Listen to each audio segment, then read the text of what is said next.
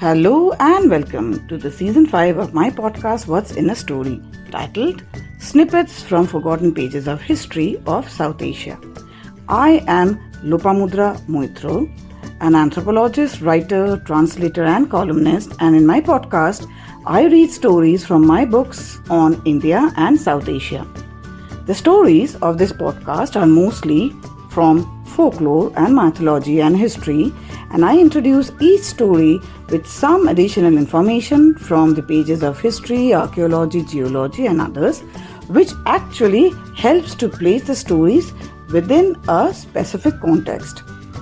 In this season, we will be looking at some lesser known or completely unexplored and forgotten stories from history, which has been put together in my books through the help of old books, newspapers, gazetteers, numismatic or epigraphical evidences, which will be mentioned in the introduction of each story.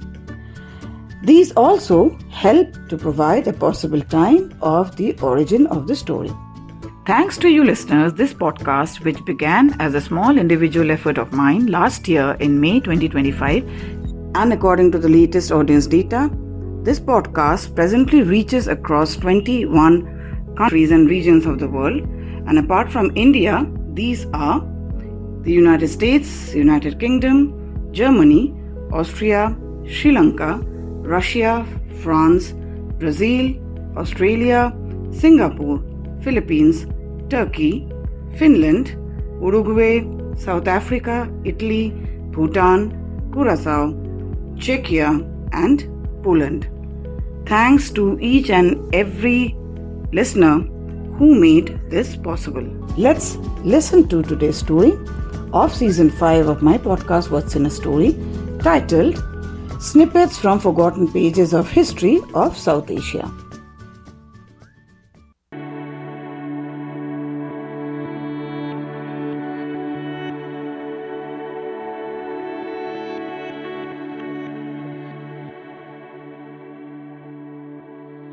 About today's story. The title of the story is The Origin of Bhadu Songs, and I read this from my book How the World Was Born, Wondrous Indian Myths and Legends by Aleph Book Company. Primary sources of the story is oral traditions supplemented by few local historical documents and mention of the same within the gazetteers dating to British colonial times. Today's story hails from the region of Purulia. The region is part of the Chotanagpur Plateau and sits on the western border of the state of Bengal, next to the state of Jharkhand in eastern India. Today's story also concerns the present Indian agricultural month, that is Bhadra or Bhadrabati, and the story connects to a local legend from Bengal in eastern India. Incidentally, the story also provides, with the mention of the local king, kind of a timeline about a possible origin of this type of songs known as Bhadu songs. However, to historically prove that, one needs definitely to conduct more research. Historical records speak about Nilmoni Singhodeo as the king of Kashipur of Raghunathganj subdivision of Purulia. His wife's name has been variously mentioned as both Onukumari and Kolabuti. Bhadrabati, the protagonist of today's story, is often stated to be their own daughter, and researchers point out that she was born in 1841. She lived for 17 years and in 1858 a day before her marriage, she seemed to have lost her life in some tragic accident. Thereafter, a grieving king started the month-long mourning period with songs, which gave rise to the concept of Bhadu Broto songs, and a final puja used to be held on the Sankranti, that is the last day of the month. This tradition still continues, and this corresponds to the time period of August-September of the Roman calendar. Though the historical records of the royal family mention Nilmoni Singhodeo and his wife Anupkumari or Kolabuti, there is no mention, however, of Bhadrabati at all. Often, researchers mention this probably might have been a deliberate attempt to remove the name of the princess, who seems to have tarnished the reputation of the family. Such omissions are and have been quite common across pages of history of the world. On the other hand, it is also often stated by researchers that the story of Bhadu got entwined within an already existing set of harvesting rites of the region, which corresponds to this time period, thus making it part of the local lore, which eulogizes the local king Nilmoni Singhodeo, his grand deeds, and his family members. In the absence of further historical records, it is very difficult actually to explain the existence of Princess Bhadrabati and her life and unfortunate death. But the oral traditions do testify that the story still remains an integral part of local mythology. It has remained famous through decades and centuries and has been mentioned across several rural theatres and musical performances as well. The remains of the historical palace of Nilmoni Singhodeo still stands scattered as a testimony to the Bhadu songs, an important aspect of local life. The festival is celebrated with Bhadu Broto songs in the Indian agricultural season of month of Bhadra or Bhadrapadu, which corresponds to the month of August-September of the Roman calendar, followed by a puja on Sankranti, that is the last day of the month. It is observed across various districts of West Bengal, including Purulia, Bardhaman, Bankura, Birbhum, and West Mednipur. Bhadu festival is also celebrated in some parts of the adjoining states, including Bihar and Jharkhand in eastern India.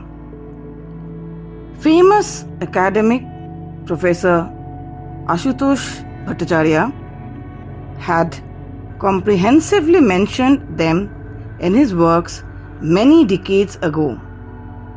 Bhadu festival coincides with the time of harvesting, and it is also considered as the worship of goddess Lakshmi, the deity of prosperity, during especially the harvesting season, month of Bhadra or Bhadrapadu.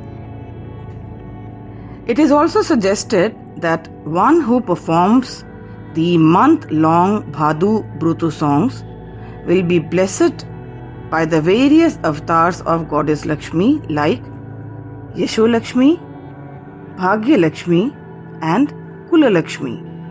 Thus, Bhadu is also considered the deity of the harvesting season, which is observed in celebration of the new harvest in the month of Bhadra.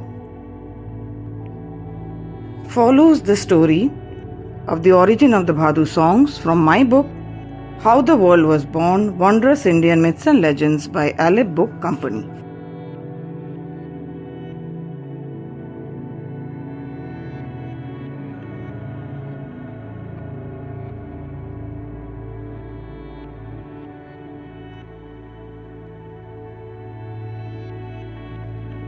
The story of the origin of Bhadu songs. This is a story from Kashipur of Purulia district in Bengal in eastern India. According to this legend, many centuries ago, in the month of Bhadra or Bhadrapadu, corresponding to the months of August and September according to the Roman calendar, a baby was found one day by the temple priest of Kashipur. He called the village headman and the king of Kashipur, Nilmoni Singho Deo.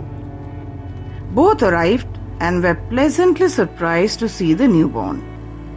The baby looked divine. There was a spiritual aura surrounding her, and both immediately wanted to adopt the child.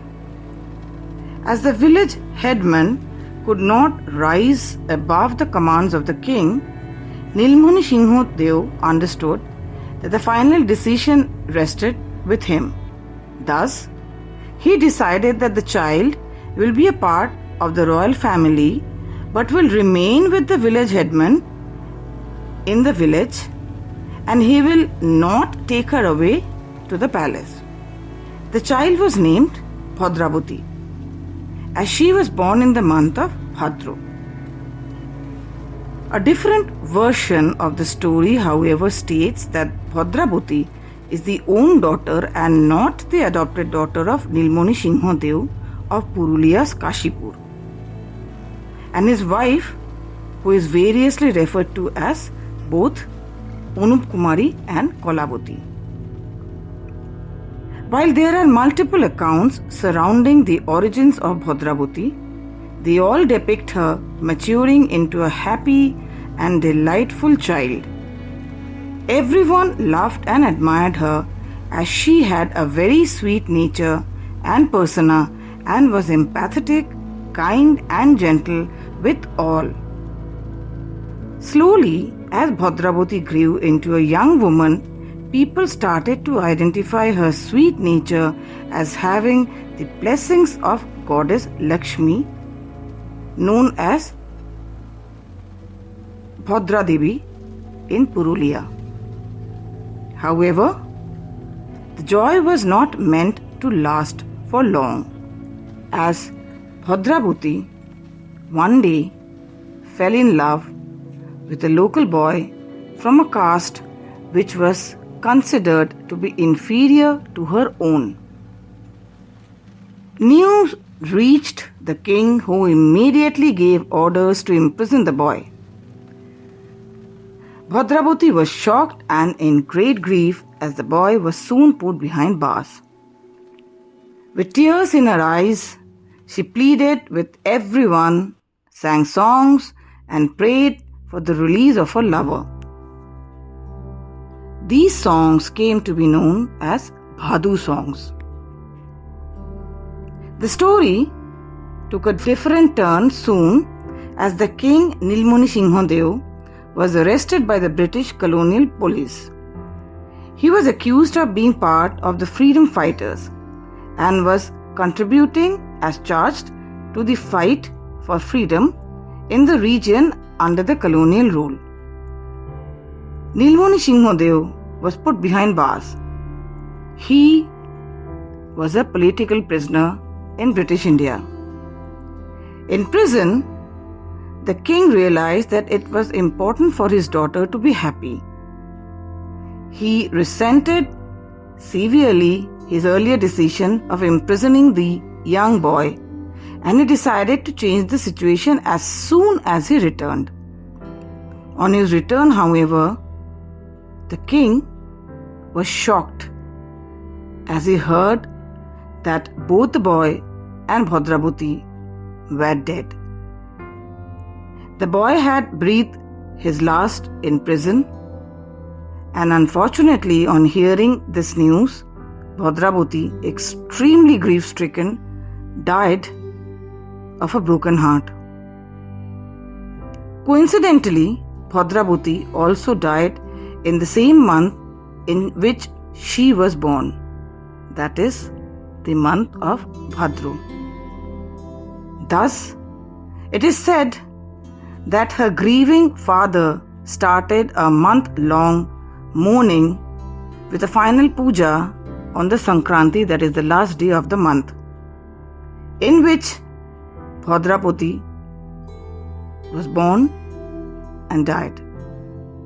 Thus, to this day, Bhadu festival is observed with a month-long celebration of brata songs by women folk, and a final puja is held on the Sankranti. There are, however, few other versions of the story. According to one of them, Bhadrabati was the daughter of the king of Kashipur. It was arranged that she would be married to the prince of Bardhaman. But on the day of the marriage, the prince is said to have lost his life in a struggle with bandits while travelling to reach Kashipur to get married. On hearing this grave news, it is said that Bhadrabati took her own life. According to another version, Princess Bhadrabati of Kashipur was a great devotee of Lord Krishna, and she had taken him to be her husband. She had thus vowed that she will never get married to another mortal. However, the king arranged for her to get married to a prince of the neighboring kingdom. And in grief, Bhadrabati is said to have passed away while meditating in the temple. She chose this path to avoid being compelled into a marriage against her will.